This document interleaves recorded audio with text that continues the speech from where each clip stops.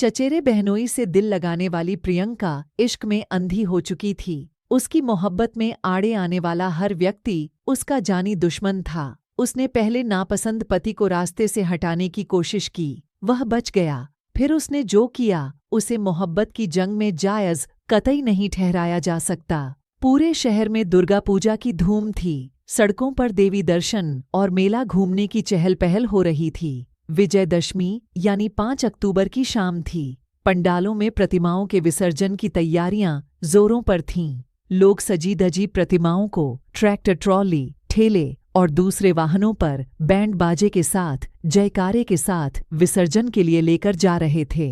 उन्हें देखने के लिए सड़कों पर भारी भीड़ उमड़ी हुई थी। माहौल खुशी और उत्साह का था।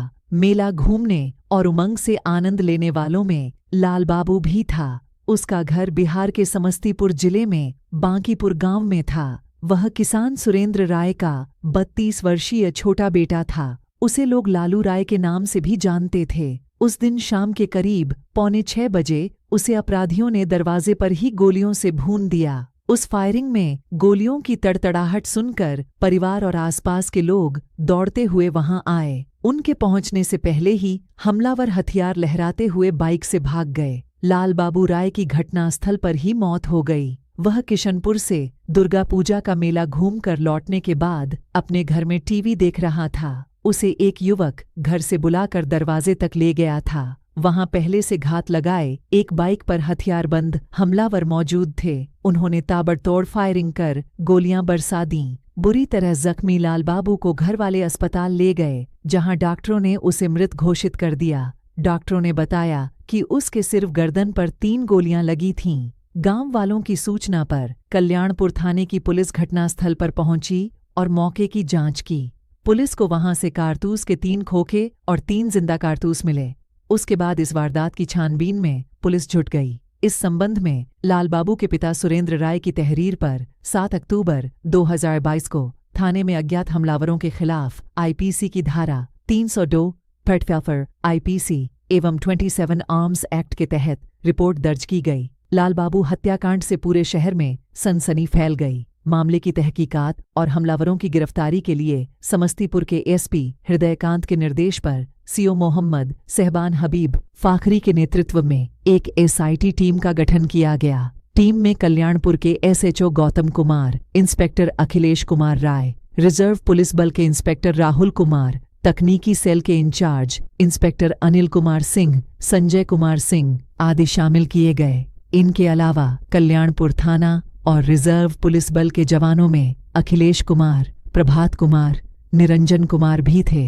जांच का सिलसिला घटनास्थल से शुरू हुआ। मृतक के घर वालों से पूछताछ करने के बाद हमलावरों तक पहुंचने के लिए तमाम तकनीकों का इस्तेमाल किया गया। पुलिस टीम को जल्द ही सफलता मिल गई। वारदात में 3 लोगों के नाम सामने आए, जिनमें एक युवती प्रियंका कुमारी का नाम भी था। प्रियंका का नाम ही नहीं आया, बल्कि पुलिस ने उसे ही पूरे घटनाक्रम का मास्टरमाइंड बताया। मृतक लाल बाबू उसका चचेरा भाई था। अन्य आरोपियों में एक प्रियंका का चचेरा बहनोई अमित कुमार और अमित का दोस्त अभिनंदन कुमार था। उनके बयानों के बाद गोलियां दागने वाले हमलावरों की भी गिरफ्तारी संभव हो पाई। लोगों को हैरानी तब हुई जब उन्हें मालूम हुआ कि इस वारदात को अंजाम देने में प्रियंका चचेरे बहनोई अमित कुमार से प्रेम करती थी, जबकि प्रियंका की शादी हो चुकी थी और अमित भी 2 बच्चों का बाप था। प्रियंका की शादी 1.25 साल पहले 25 जुलाई 2021 को दरभंगा जिले के रमौली गांव निवासी शिक्षक राम पुकार राय के इकलौते बेटे विजय कुमार राय के साथ ही हो चुकी थी। उसका दुरागमन गौना नहीं हुआ था। उसके लिए परिवार वाले तारीख तय करने की योजना बना रहे थे, जबकि वह अपनी शादी से खुश नहीं थी। उसने अपने माता पिता के अलावा परिवार में सभी को खुले तौर पर बता दिया था कि उसे पति पसंद नहीं है। इसका उसने जो कारण बताया वह परिवार के लिए और भी चौंकाने वाला मगर अमान्य था। दरअसल वह अपने ही चचेरे बहनोई के प्रेम में पागल थी, जबकि जीजा और साली के बीच के इस प्रेम को परिवार किसी भी सूरत में स्वीकारने वाला नहीं था। यह उसकी एक सनक थी जिससे 2 जिंदगियों की खुशी और शांति में खलल पड़ सकती थी। दरअसल कल्याणपुर थाना क्षेत्र के बांकीपुर गांव निवासी वीरेंद्र राय की एकलौती बेटी प्रियंका मनियारपुर गांव निवासी बीरबल राय के बेटे अमित कुमार राय से प्रेम करती थी, जबकि उसकी शादी वीरेंद्र राय के बड़े भाई सुरेंद्र राय की बेटी पिंकी के साथ सन 2013 में ही हुई थी। इस तरह से प्रियंका रिश्ते में अमित की चचेरी साली थी। दोनों किसान परिवार खुशहाल जीवन गुजार रहे थे। प्रियंका को अमित शादी के समय से ही पसंद आ गया था। अमित भी चुलबुली और बिंदास साली पाकर खुद को खुशकिस्मत समझता था। शुरू में तो उसने प्रियंका को हल्के में लिया, लेकिन धीरे धीरे वह भी उसे पसंद आने लगी थी। उसने महसूस किया कि प्रियंका ने उसके दिल में जगह बना ली है। अमित 2 बच्चों का बाप था।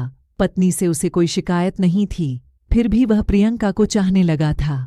शायद ही कोई दिन ऐसा होता होगा जब दोनों फोन पर बातें नहीं कर लेते थे। कुछ नहीं तो दोनों व्हाट्सएप मैसेज से एक दूसरे के दिल को तसल्ली दे लेते थे। परिवार में प्रियंका 2 भाइयों में बड़ी थी, जबकि पिंकी 2 भाई और 4 बहनें थीं। लालबाबू पिंकी का छोटा भाई था। प्रियंका के बारे में लालबाबू को भी मालूम था कि वह उसके बहनोई से प्रेम के चलते अपने पति को नापसंद करती है।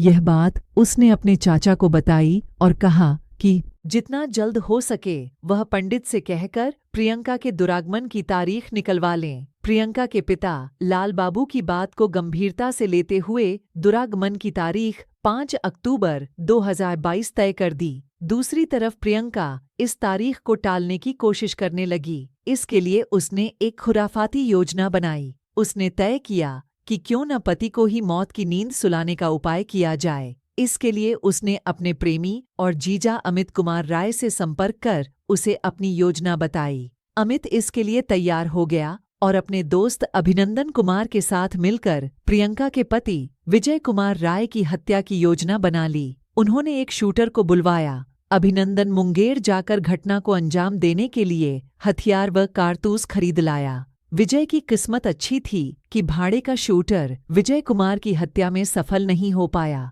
क्योंकि उसी रोज दुरागमन संबंधी बातचीत के सिलसिले में विजय कुमार अपने एक रिश्तेदार के यहाँ चला गया था।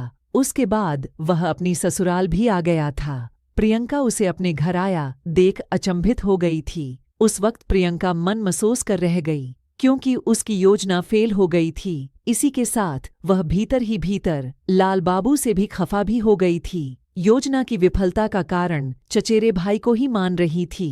वही उसे ससुराल भेजने के लिए माता पिता पर दबाव बनाए हुए था।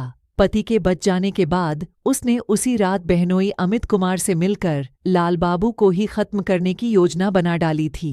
अमित भी प्रियंका के प्यार में इस कदर अंधा हो गया था कि वह अपने ही साले को मौत के घाट उतारने की योजना में शामिल हो गया। अब प्रियंका और अमित का दुश्मन लालबाबू था। उसे रास्ते से हटाने के लिए दोनों ने नए सिरे से योजना बनाई। प्रियंका के कहने पर अमित, अभिनंदन और भाड़े के शूटर पूरी तैयारी के साथ 5 अक्टूबर की शाम को लालबाबू के घर के पास जा पहुंचे। वे बाइक से गए थे। अमित और शूटर बाइक पर बैठे रहे, जबकि अभिनंदन ने लालबाबू के घर जाकर दरवाजा खटखटाया था। जैसे ही लालबाबू घर से बाहर निकला, वैसे ही शूटर ने उस पर दनादन 3 गोलियां दाग दीं। उसका निशाना अचूक था। प्रियंका, अमित और अभिनंदन से पूछताछ की गई तो उन्होंने अपना जुर्म कबूल कर लिया। उनकी निशानदेही पर पुलिस ने हत्याकांड में इस्तेमाल की गई बाइक भी बरामद कर ली। पुलिस ने उससे 2 देसी कट्टा, 11 जिंदा कारतूस और मोबाइल फोन बरामद कर लिया। जीजा साली के अवैध प्रेम के चलते मारा गया लालबाबू अपने दादा राजेंद्र राय की जेसीबी चलाता था, जिसकी देखरेख चाचा वीरेंद्र राय करते थे। कुछ दिन पहले उसके दादा राजेंद्र राय ने अपनी जेसीबी बेच दी तो उसके बाद लालबाबू राय ट्रैक्टर चलाने लगा था। लालबाबू की जेसीबी की मजदूरी का कुल 3,60,000 रुपया लोगों के पास बाकी था। इसे लेकर पंचायत भी हुई थी, लेकिन बकाया पैसा नहीं मिला था। उसके बाद से लालबाबू उजियारपुर थाना क्षेत्र के महिसारी गांव में चचेरे साड़ू बिशुनदेव राय के घर पर रहकर जेसीबी चलाने लगा था। घटना के दिन दुर्गा पूजा के मौके पर वह घर आया हुआ था। उसी दिन 5 अक्टूबर को प्रियंका का दुरागमन था, जिसके चलते घर में और बाहर बरामदे में काफी चहल पहल थी। परिवार के कई लोग बैठे थे। शाम के वक्त धुंधलका होने से ठीक पहले लालबाबू देवी दुर्गा का विसर्जन देखकर घर आ गया था और कमरे में बैठा टीवी देख रहा था। इस हत्याकांड के मुख्य साजिशकर्ता लालबाबू की चचेरी बहन प्रियंका सहित घटना में शामिल उसके बहनोई अमित कुमार राय और उसके दोस्त अभिनंदन कुमार को पुलिस ने गिरफ्तार कर जेल भेज दिया। कथा लिखे जाने तक शूटर पुलिस के हत्थे नहीं चढ़ पाए थे। कहानी कैसी लगी कमेंट करके जरूर बताएं आप सब। मिलते हैं अगले एक और कहानी में। धन्यवाद मित्रों।